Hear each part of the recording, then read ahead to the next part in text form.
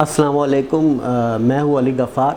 नाज़रीन, हम जो है वो डिफरेंट लोगों के इंटरव्यूज़ ले रहे हैं और ये जो मौजूदा सूरत हाल है इसके बारे में जो है वो मलक ज़हीर साहब भी जो है ना वो हमें इनकी भी एक राय हम लेंगे कि ये क्या कहते हैं। जो मौजूदा सूरत हाल चल रही है रियल इस्टेट की, इसमें मतलब है कि ये सेक्टर में इससे निकला कैसे जाएगा और ये कब तक ये बहाल होगी, और इस तरह के मुख्तलिफ जो है वो डिफरेंट सवालात हम मलक ज़हीर साहब से करेंगे। पहले तो उनका जो है ना उनका जर्नी हम पूछते हैं कि उन्होंने शुरुआत कब से की और कैसे की और क्या मुश्किलात और अपनी एक आप बीती जो है इस फील्ड की वो हमें बताएं।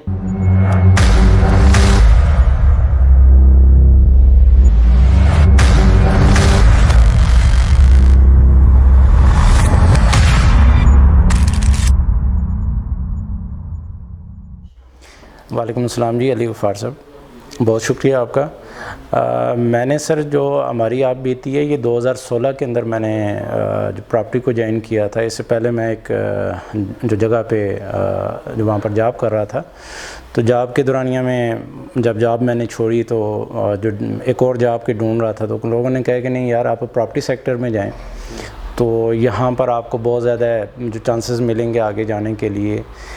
तो अल्हम्दुलिल्लाह 2016 के अंदर मैंने जुलाई में अपना बिज़नेस स्टार्ट किया था इस प्रॉपर्टी के अंदर, और मैंने एक नए रास्ते सेलेक्ट किए, एक नए तरीक़ेकार को मैंने जो वहाँ पर सेलेक्ट किया, और अल्लाह का शुक्र है अल्हम्दुलिल्लाह आज 2023 जा रहा है और मैं तो अपने इस जो प्रॉपर्टी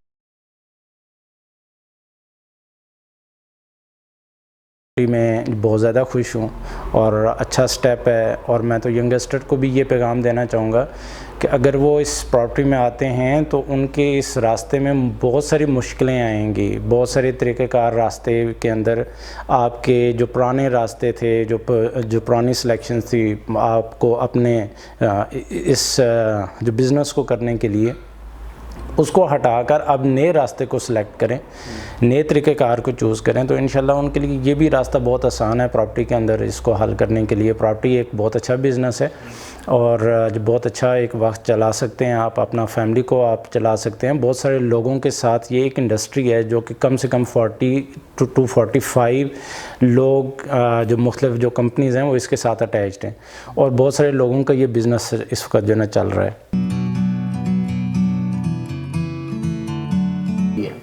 बिल्कुल जी, इसके लिए आपका जो इन्वेस्टर है, जो आपका अपना क्लाइंट है, जो कस्टमर है, अगर मैं एक छोटी सी बात आपको लिए उसमें जो करना चाहूँगा कि अगर आप अपना सर्कल बनाना चाहते हैं और आपके पास लोग होते हैं, जितने लोग होंगे इतना आपका जो बिज़नेस होगा, इतना आपके पास पैसा आएगा। सपोज़ अगर आपने एक बंदे को एक ही दफ़ा जो कट डाउन किया और एक दफ़ा आप उससे अर्न करना चाहते हैं और एक ही दफ़ा आप उसके साथ बदनीति करना चाहते हैं तो आप कमा लेंगे, लेकिन ना तो आपके पास वो सर्कल रहेगा और ना ही आपके पास लोग रहेंगे जिनसे आप कमा सकेंगे। तो सबसे पहले आपके पास एक अमल, एक फैक्ट जो है वो आपका अच्छा जो ना अच्छी नीयत हो होना और अपने क्लाइंट के साथ, अपने कस्टमर के साथ फेयर हो जाना है। जब उसके साथ फेयर होंगे तो ऑटोमेटिकली आपके पास पैसा आएगा। तो ये इसके लिए आपका साथ जो है ना वो नीयत का अमल होना बहुत ज़रूरी है। मैं आपकी जो पूरी बात को समझ गया हूँ सर, इसमें दो चीज़ें हैं। एक तो ये है कि जो एंड यूज़र है वो अपने आप अपनी सिलेक्शन भी करता है। बहुत सारे लोग हमारे दोस्त ऐसे आते हैं कि वो अपनी सिलेक्शन के, अपनी सेटिस्फेक्शन के लिए वो फाइल्स के अंदर चले जाते हैं कि ये आज इस लेवल पे है और आने वाले 10 साल के बाद ये होगा। अब इस वक्त की जो सोसाइटीज़ है या इस वक्त के जो आपके जो मौजूदा हालात, स्कैम्स में जो आपने बात की, उनसे बचने के लिए आपको एग्जिस्ट जो प्लाट कर रहा है, जो मौके पे मौजूद है, उसको आपको परचेज़ करना चाहिए। उसको परचेज़ करने के लिए सबसे बेहतरीन फ़ायदा ये है कि जो सेमी डेवलप जगह है, जो सेमी डेवलप है, जहाँ पर काम लगा हुआ है या जिसके बारे में ये है कि बाकी सोसाइटी कंप्लीट हो गई है 75%, तो ये 25% रह गई है। तो अब ऑब्वियसली सोसाइटी ने इसको कंप्लीट करने के बाद वो नेक्स्ट आगे परचेजिंग की तरफ जाएगी। उस जगह पे सेमी डेवलप प्लाट के अंदर इस वक्त का इन्वेस्टर या इस वक्त का क्लाइंट फ़ायदा उठा सकता है, ना कि वो फाइल के अंदर उठा सकता है। बात आप वाली है स्कैम बहुत सारी इसी तरह से आते हैं कि लोग जो सोसाइटीज़ वाले हैं वो लोगों को देते हैं लालच, बहुत ज़्यादा फ़ायदा, बहुत ज़्यादा नफ़ा। वो होता है कि उस वक्त के लिए मौजूदा जो टाइम होता है उसके लिए आपका वो फ़ायदा होता है। इनफैक्ट होता ही है कि साल 2 साल भी गुजर जाएंगे, 3 साल भी गुजर जाएंगे, वो जगह सेम रहती है, उसके अंदर कोई कंस्ट्रक्शन कोई डेवलपमेंट नहीं होती जिसकी वजह से लोग मार खा जाते हैं।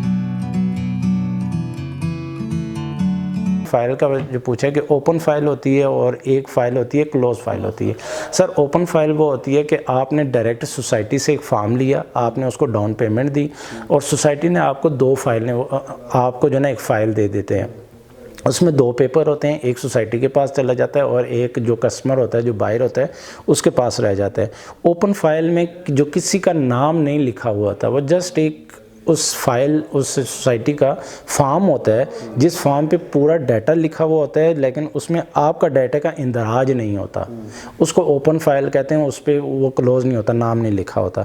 एक फ़ाइल होती है क्लोज़ फाइल। क्लोज़ फाइल वो होती है कि जो आपने फ़ाइल ली और आपने सोसाइटी में जाके वो फ़ाइल को जमा करा दिया, उसमें आपने अपना डाटा लेके फ़ाइल उस सोसाइटी ने रिसीविंग ले ली, रिसीविंग लेकर उसने एक पेज आपको दे दिया, एक पेज अपने पास रख लिया, वो आपकी इंस्टॉलमेंट चलती रहती है। At the end of stage जब आपकी इंस्टॉलमेंट ख़त्म हो जाती है तो वो आपको अलॉटमेंट लेटर इशू कर देती है। सर इस नक्शा नक्शी के दौर में जो सबसे कीमती चीज़ है वो आपका वक्त है। आपने हमें वक्त दिया, बहुत शुक्रिया। नहीं सर, बहुत शुक्रिया सर, वेलकम सर, बहुत शुक्रिया। हमें बहुत खुशी हुई है सर, आपने हमें दोबारा से इस प्रॉपर्टी के हवाले से ये बात पूछी है और हम आपको जो ना वेलकम करते हैं जी।